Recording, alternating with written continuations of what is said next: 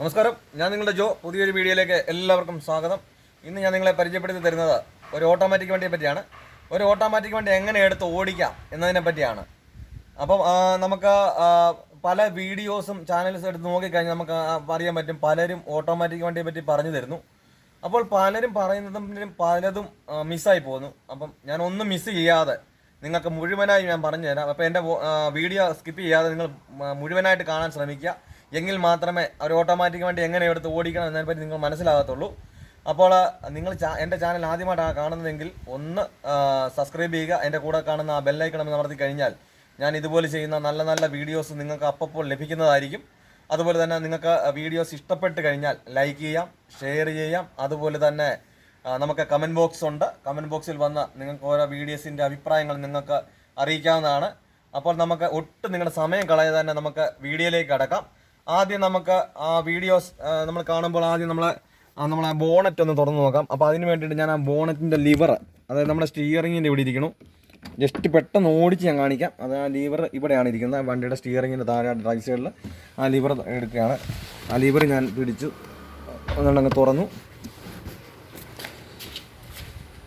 അതുപോലെ നമ്മളെല്ലാ വണ്ടിയുടെയും ശ്രദ്ധിച്ച് കഴിഞ്ഞാൽ അറിയാം, വണ്ടിയുടെയൊക്കെ നമ്മുടെ ഈ താഴെ ഭാഗത്തോട്ടായിരിക്കും അതിൻ്റെ ലിവർ ഇരിക്കുക. അപ്പോൾ ഇതിൻ്റെ എന്ന് പറഞ്ഞാൽ ഇവിടെ ഇങ്ങനെ ഒരു ലിവറാണ്. ഇത് കണ്ടാൽ നിങ്ങൾക്ക് അറിയാം. ഈ ലിവർ പിടിക്കുക. ഈ ലിവറെ പിടിച്ച് കഴിഞ്ഞാൽ ഇത് തുറന്നു വരും. ഇതിപ്പോൾ തുറക്കുന്നു. തുറന്നു കഴിഞ്ഞാൽ അറിയാൻ വേണ്ട എല്ലാ വണ്ടിയുടെ എല്ലാ സാധനങ്ങളും ഇതിനകത്ത് തന്നെ ഇരിപ്പുണ്ട്.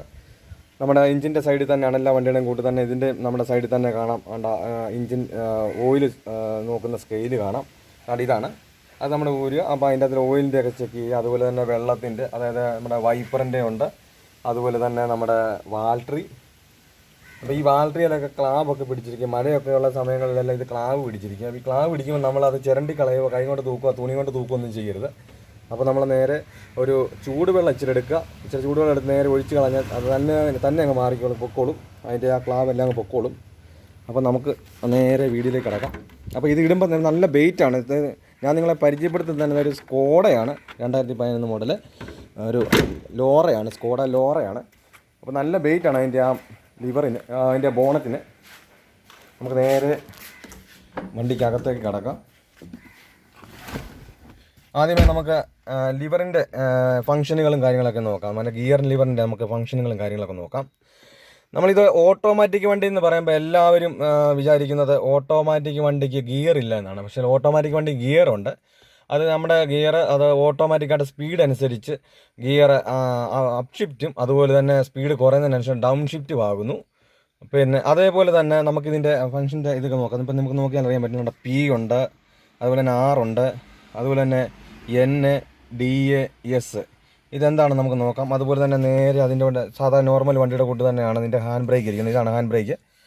അപ്പോൾ ഇതിൻ്റെ നമുക്ക് പി എന്താണെന്ന് നോക്കാം. പി എന്ന് പറഞ്ഞാൽ പാർക്കിംഗ് എന്നാണ്. അതായത് പാർക്ക് ചെയ്യാൻ വേണ്ടി ഉപയോഗിക്കുന്ന ഇതാണ്, പാർക്കിംഗ് ആണ് പി.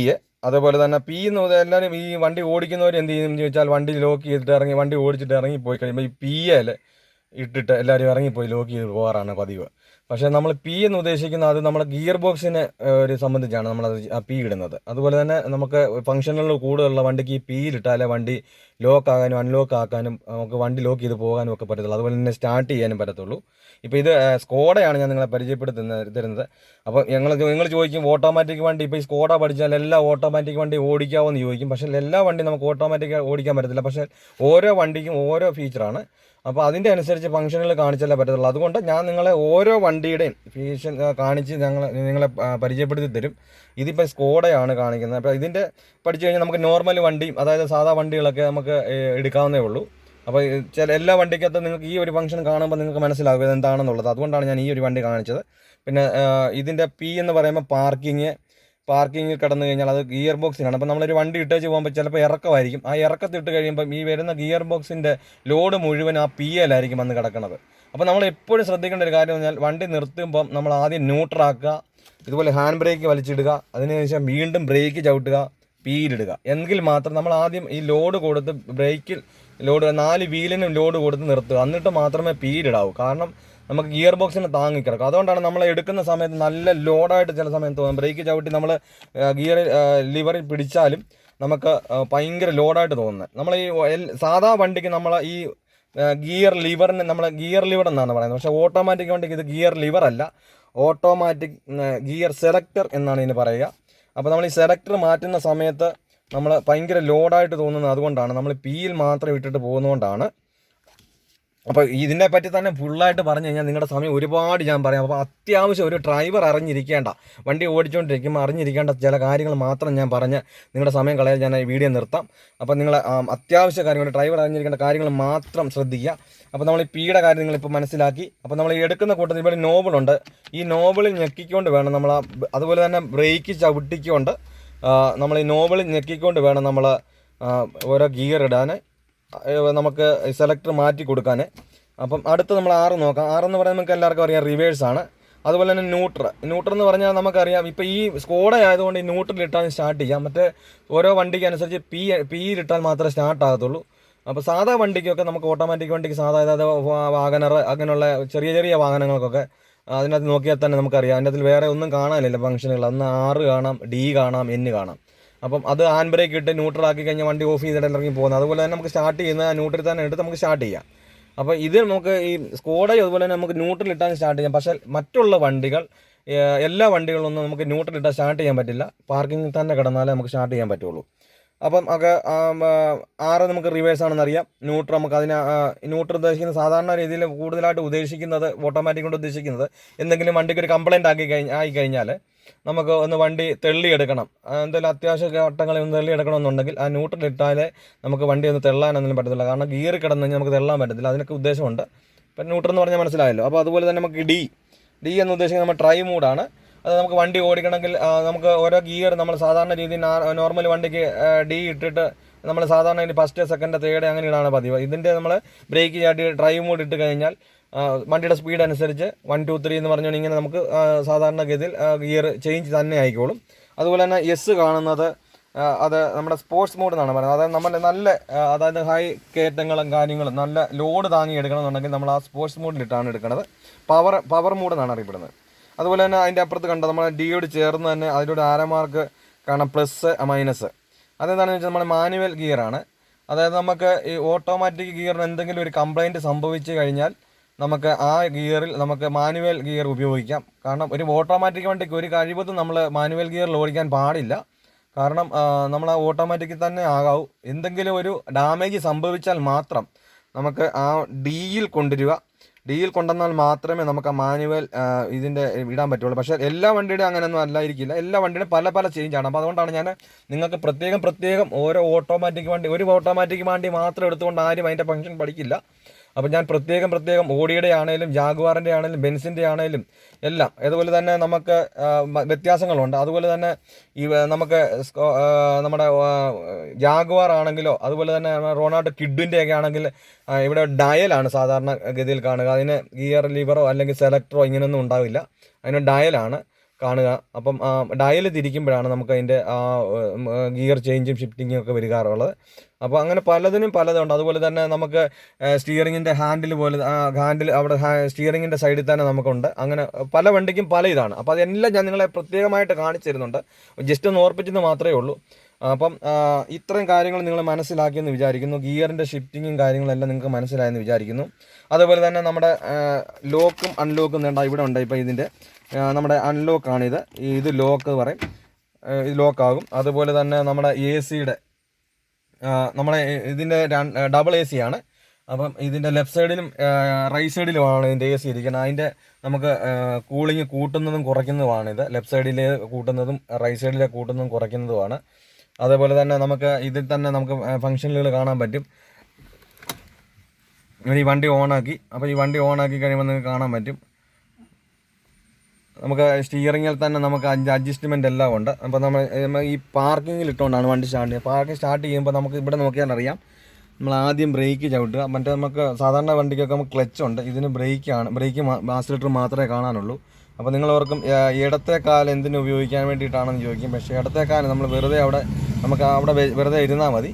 നമുക്ക് വണ്ടി ഓടിക്കുമ്പോൾ ഉപയോഗിക്കേണ്ടത് റൈറ്റ് കാല് മാത്രമാണ്. നമ്മൾ റൈറ്റ് കാല് മാത്രം ഉപയോഗിച്ചാണ് ബ്രേക്കും ആക്സിലേറ്ററും ഉപയോഗിക്കേണ്ടത്.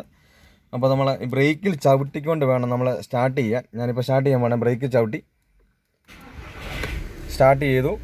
ഈ സ്റ്റാർട്ട് ചെയ്ത് കഴിയുന്ന ഉടനെ നമുക്ക് ഇതിനകത്തിലെ ഫംഗ്ഷനുകൾ കാണാൻ പറ്റും. ഇപ്പോൾ റേഞ്ച് മൂടുന്ന് കാണിക്കുന്നു. നമുക്ക് എത്ര കിലോമീറ്റർ വേണം, നമ്മളിപ്പോൾ അടിച്ച ഡീസലിന് എത്ര കിലോമീറ്റർ ഓടും എന്നുള്ളതാണ് കാണിക്കുന്നത്. അതുപോലെ തന്നെ നമുക്ക് ഇവിടുന്ന് ഫംഗ്ഷനുകൾ മാറ്റി വിടാൻ പറ്റും. അതിന് വേണ്ടിയിട്ടാണ് ഇത്. നമ്മൾ അങ്ങനെ മാറ്റി കഴിഞ്ഞാൽ അതിൻ്റെ അതിലെ ഫംഗ്ഷനുകൾ മാറും, റേഞ്ച് എന്നുള്ളത് മാറും. നമ്മൾ ഇത് നമുക്ക് നീക്കിക്കഴിഞ്ഞാൽ അങ്ങോട്ടും ഇങ്ങോട്ടും നീക്കിക്കഴിഞ്ഞാൽ റേഞ്ച് ഓരോന്ന് മാറി കിട്ടും. അതുപോലെ തന്നെ ഇത് കണ്ട നിങ്ങൾക്ക് കാണാം. ഞാനിത് അങ്ങോട്ട് നീക്കുന്നു, സ്പീഡിൻ്റെ ആയി നമുക്ക് എത്ര സ്പീഡ് വരെ ഇതിൻ്റെ കിട്ടും. അതുപോലെ തന്നെ ഇവിടുന്ന് അങ്ങോട്ട് ആരോ മാറ്റി കൊടുത്തു കഴിഞ്ഞാൽ അവിടുന്ന് സാധനം ഇത് മാറി കണ്ട റേഞ്ച് വന്നു. അതുപോലെ തന്നെ സ്പീഡ്, അതുപോലെ തന്നെ ട്രാവൽ ടൈം, അതുപോലെ തന്നെ ഇത് കൺസ്യൂമേഷൻ ഇതിൻ്റെ എല്ലാം കൂടെ വരുന്നുണ്ട്. പിന്നെ അതുപോലെ തന്നെ നമുക്ക് ഇവിടെ ടി വിയുടെ റിവേഴ്സിൻ്റെ എല്ലാം കൂടെ ക്യാമറയുടെ എല്ലാം ഇതിനകത്തിലാണ് ഓപ്ഷനുകളെല്ലാം വരിക. അതിൻ്റെ സ്വിച്ചും കാര്യങ്ങളാണ് ഇതെല്ലാം. ഞാൻ ഒരുപാടെല്ലാം പറഞ്ഞ് സമയം കളയുന്നില്ല നിങ്ങൾ. അതുപോലെ തന്നെ നമ്മുടെ മിററിൻ്റെ സെറ്റപ്പ് ഇവിടെയാണ് വരുന്നത്. അതുപോലെ വളരെ ശ്രദ്ധിക്കേണ്ട ഒരു കാര്യമാണ്, നമുക്ക് ഇതുപോലെ തന്നെ ഈ റൈറ്റ് സൈഡിലെ മിറർ നമുക്ക് അഡ്ജസ്റ്റ് ചെയ്യണമെന്നുണ്ടെങ്കിൽ നമുക്ക് ആ മിററിലെ ഗ്ലാസ്സിലൊന്നും തൊട്ടിട്ട് ഒന്നും ചെയ്യാൻ പോകരുത്. നമുക്ക് ഇവിടെ ക്ലിപ്പുണ്ട്, നമുക്ക് ഈ സെൻറ്ററിൽ കൊണ്ടിടുക. അപ്പോൾ 0 കിടക്കുന്ന അവിടെയാണ് സെൻറ്റർ. അപ്പോൾ നമുക്ക് റൈറ്റ് സൈഡിലെ ഗ്ലാസ്സാണ് മാറ്റേണ്ടതുണ്ടെങ്കിൽ നമുക്ക് ആ റൈറ്റ് സൈഡിലെ ഗ്ലാസ് പിന്നെ അങ്ങോട്ട് ലെഫ്റ്റ് സൈഡിലോട്ടാക്കി കഴിഞ്ഞാൽ റൈറ്റ് സൈഡിലെ ഗ്ലാസ്സും കിട്ടും. എന്നിട്ട് നമുക്ക് അവിടെ മേപ്പോട്ടും താപ്പോട്ടും കുരിശ് മോഡൽ ആക്കി കഴിഞ്ഞാൽ നമുക്ക് മേപ്പോട്ടും താപ്പോട്ടും എല്ലാം ഗ്ലാസ് ക്ലിയർ ആക്കി നമുക്ക് ഇരിക്കുന്ന ഇരിപ്പിൽ തന്നെ നമുക്ക് ഗ്ലാസ് കിട്ടും. അതുപോലെ തന്നെ നമുക്ക് ഇതിൻ്റെ സീറ്റ് അഡ്ജസ്റ്റ്മെൻ്റ് എന്ന് പറഞ്ഞാൽ നമുക്ക് ഇവിടെയാണ് ഇതിൻ്റെ കാണാൻ പറ്റുക. നിങ്ങൾക്ക് ഞാൻ കാണിച്ചു തരാം. ഇത് കണ്ടോ, ഇത് പുറമോട്ട് നീങ്ങുന്ന പുറമോട്ട് സീറ്റ് പുറമോട്ട് പോകും. അതുപോലെ തന്നെ ഇവിടുന്ന് മുന്നോട്ട് തള്ളിക്കഴിഞ്ഞാൽ മുമ്പോട്ട് സീറ്റ് നീങ്ങും. നമുക്ക് ഈ സീറ്റ് മൊത്തം അഡ്ജസ്റ്റ് ഇവിടെയാണ്. അതുപോലെ തന്നെ നമുക്ക് ചാര് കൂടുതൽ വേണമെന്നുണ്ടെങ്കിൽ ഇതുപോലെ തന്നെ ഇവിടെയാണ്. ഇത് ഇങ്ങോട്ട് പറ്റി കഴിഞ്ഞാൽ ചാര് കൂടുതൽ കിട്ടും. അതുപോലെ തന്നെ നമുക്ക് ചാര് അധികം വേണ്ടെന്നുണ്ടെങ്കിൽ മുമ്പോട്ട് പ്രസ് ചെയ്യുക. ഇതാണ് നമുക്ക് സീറ്റ് മുമ്പോട്ടും പുറമോട്ടും എല്ലാം നീങ്ങുന്നത്, സീറ്റിൻ്റെ അഡ്ജസ്റ്റ് ചെയ്യുന്നത്. അതേപോലെ തന്നെ നമ്മുടെ ഹാൻഡ് ബ്രേക്ക് എല്ലാം നിങ്ങൾക്ക് അറിയാമല്ലോ.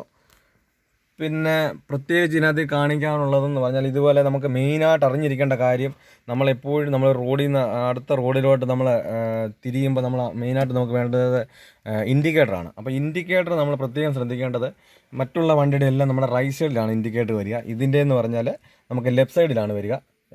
ജർമ്മൻ മോഡൽ വണ്ടിയാണ്. നമുക്ക് ഈ ലെഫ്റ്റ് സൈഡിലാണ് ഇതിൻ്റെ ഇൻഡിക്കേറ്റർ. നമുക്ക് ഈ ലെഫ്റ്റ് സൈഡ് നമുക്ക് ഇട്ടാൽ മാത്രമേ നമുക്ക് ഇൻഡിക്കേറ്റർ വരുള്ളൂ. ഇപ്പോൾ കണ്ടോ ഇൻഡിക്കേറ്ററിൻ്റെ ഫംഗ്ഷൻ വന്നു കണ്ടോ. അതുപോലെ തന്നെ സെൻറ്ററിൽ വന്ന് നിന്നു. അതുപോലെ തന്നെ നമുക്ക് താഴോട്ടാക്കി കഴിഞ്ഞാൽ ലെഫ്റ്റ് സൈഡിലെ ഇൻഡിക്കേറ്റർ വന്നു. അതുപോലെ തന്നെ വൈപ്പർ റൈറ്റ് സൈഡ് നമ്മുടെ കൈ എപ്പോഴും ശ്രദ്ധിക്കേണ്ടതാണ്. വൈപ്പർ എപ്പോഴും ഓണായി. ഇപ്പോൾ നമ്മുടെ റൈറ്റ് സൈഡിലായതുകൊണ്ട് വൈപ്പറിൻ്റെയാണ് നമ്മുടെ ഈ റൈറ്റ് സൈഡിൽ ഇരിക്കുന്നത്. നമുക്ക് ഈ വൈപ്പർ നമുക്ക് കൂട്ടുകയും കുറയ്ക്കുകയും ഹൈ ഇടുകയൊക്കെ ചെയ്യും. അപ്പോൾ അതിൻ്റെ ആരോ എല്ലാം അതിൽ തന്നെ ഉണ്ട്. കണ്ടോ ലോ ആകുന്നതും ഇതെല്ലാം അതേ തന്നെയാണ്. അതുപോലെ തന്നെ സാധാ മോഡലിൽ തന്നെ നമ്മുടെ വണ്ടിയുടെ കൂട്ടാണ് അതിൻ്റെ സ്വിച്ചും കാര്യങ്ങളൊക്കെ, താക്കോലിടുന്ന സ്വിച്ചും കാര്യങ്ങളൊക്കെ.